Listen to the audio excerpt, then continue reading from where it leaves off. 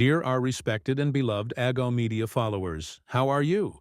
Ago Media continues to provide with reliable, timely information. To ensure that Ago Media remains a good source of information for you, we ask for your support. If you are new to Ago Media, please share, like and subscribe to help spread the information to many. Now let's dive directly into the commentary presented by Work Debasu.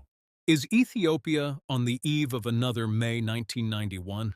Commentary by Work Debasu. In the present commentary, I will not discuss in detail the balance of power in the conflict within the Amhara region. Those interested in a more comprehensive assessment may refer to my previous videos on Ago Media. The purpose of this commentary is only to briefly examine whether similarities exist between the current situation and the conflicts of the 1980s and 1990s. In addition, it seeks to summarize possible countermeasures from the perspective of various observers. I believe the current situation in Ethiopia shares several similarities with the events that preceded the fall of the Derg military government in 1991. In many respects, the political and military parameters appear comparable. According to this perspective, internal forces are allegedly aligning themselves with Ethiopia's strategic adversaries, with the objective of removing the government in Addis Ababa, regardless of the potential strategic consequences for Ethiopia's national interests. The principal actors in this unfolding situation are described as the Eritrean regime, the TPLF, faction led by Debretsion Gebremichael, Fano led by Zemin Kassi, the Sudanese military, junta led by Abdel Fattah al-Burhan, Egypt, and other logistical backers. However, within this analysis, the primary architects shaping the broader strategic direction are identified as the Eritrean regime, Egypt, and the Sudanese junta. Under this framework, the TPLF faction and Fano are viewed as second-tier actors. While they may play significant operational or tactical roles, they are not seen as the forces determining the broader trajectory of the conflict or controlling its ultimate outcome and consequences. An important feature of the current situation is that the TPLF is no longer regarded as a dominant force capable of fully controlling Tigray. Instead, the core external actors are believed to view the TPLF as one among several Tigrayan factions. Although the organization is still considered influential in northern and central Tigray, it is viewed as lacking decisive authority over the southern and western parts of the region. At the last, or third tier, are Oromo factions, including the OLF and the TPLF's close ally, Northern Agaw faction, ADM. Their role remains unclear and may primarily serve public relations purposes. The key figure playing a junior role in this regard is Jawar Mohammed. ADM may also serve as a tool in the armed conflict, similar to the role its predecessors played during the 1980s before being sidelined by the TPLF after its victory.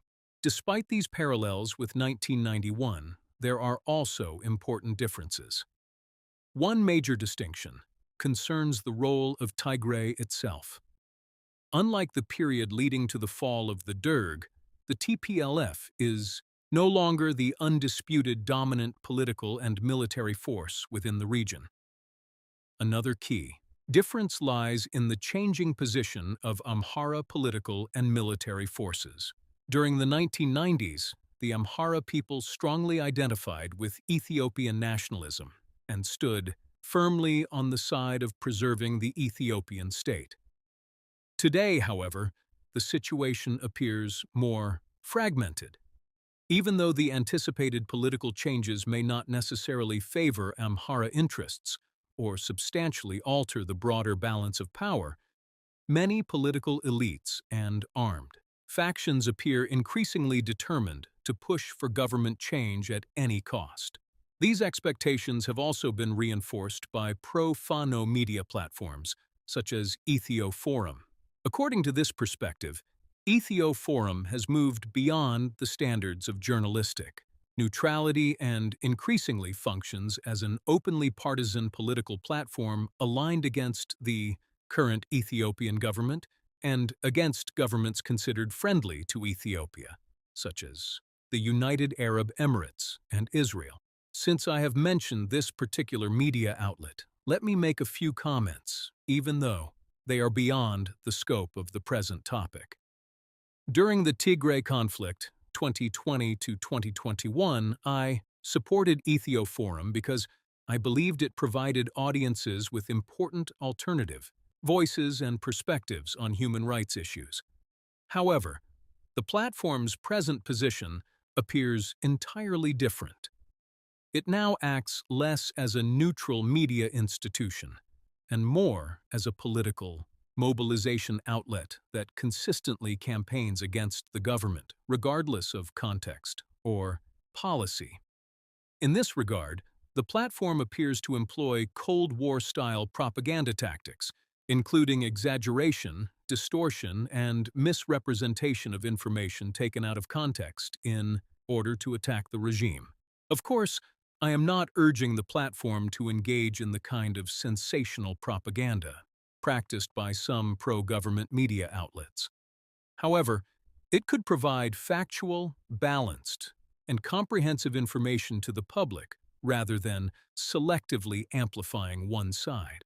If the forum were operating with greater neutrality, it would also devote attention to reporting on the activities of adversarial actors, including alleged arms flows to opposition forces and the reported participation of Ethiopian opposition groups alongside Sudanese military warlords. Returning to the broader context, while Ethiopia's current political and security landscape differs, to some extent from that of 1991, the comparison continues to resonate with those who believe the country is once again entering a period of dangerous internal fragmentation combined with external strategic pressure. Besides permanently denying Ethiopia access to the Red Sea, the adversaries allegedly seek to control certain Ethiopian territories. For instance, Metakel is reportedly being proposed to the Sudanese junta as compensation for its assistance to internal elements. This proposition has been associated with a proposal dating back to the era of Emperor Menelik, when the British sought to incorporate the area into their colony, a proposal that was rejected by the Ethiopian government. What is particularly noteworthy is the existence of rumors claiming that Zemene's Fano and the Shangul movements share a consensus on the proposed arrangement. However, it is also speculated that the former may later alter his group's position on the issue. What should Ethiopia do to prevent national crisis and strategic defeat? Some observers who are very familiar with the situation suggest taking the following measures. 1. Work closely with countries friendly to Ethiopia, such as the UAE and Israel, as well as Sudanese oppositions. Ethiopia's position in the Gulf crisis, including its support for the UAE, is viewed as wise and rational given its strategic interests. If necessary, Ethiopia should not hesitate to support the UAE and Israel, even militarily. That does not mean Ethiopia is against the Persian-Iranian people. Rather, it is simply positioning itself according to its national interests. At the same time, Ethiopia maintains great respect for the Persian people, considered one of the mothers of civilization, and wishes them freedom and liberty. 2. First, identify political elements and militia groups that do not share the adversaries' strategic objectives, and then adequately arm and equip local militias to defend their communities in areas where adversaries, like Fano's presence, is significant. 3. Maintain the unity of the armed forces, while not hesitating to remove commanders and military leaders allegedly working for adversaries under the cover of the defense forces. 4. minimize the impact of the economic crisis on the Ethiopian people by subsidizing oil, prices, transportation, and basic food items. 5.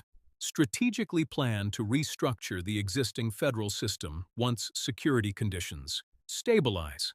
I strongly believe that restructuring Ethiopia's federation could make it easier to resolve the Western Tigray Welkate issue. If the current federal structure is reformed, the dispute could potentially be resolved by the two parties alone, namely Tigray and Gondar, even without external intervention.